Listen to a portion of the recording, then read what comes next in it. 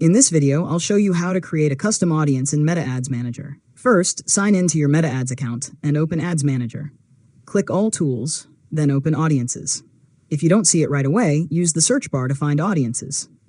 Next, click Create Audience and select Custom Audience. You'll see several audience sources such as customer list, website, app activity, or other available options. Choose the source that best fits your campaign. After that, follow the prompts for your selected audience source. For example, if you're using a customer list, upload your file. If you're using website visitors, select your metapixel and define the audience rules you want to use. Now, give your audience a descriptive name and review all of the settings. When you're ready, click Create Audience.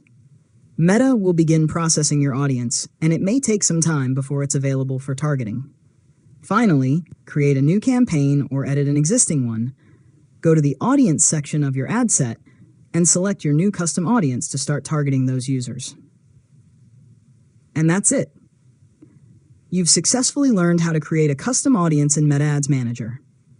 If you found this tutorial helpful, make sure to subscribe to LearnModelab for more tutorials.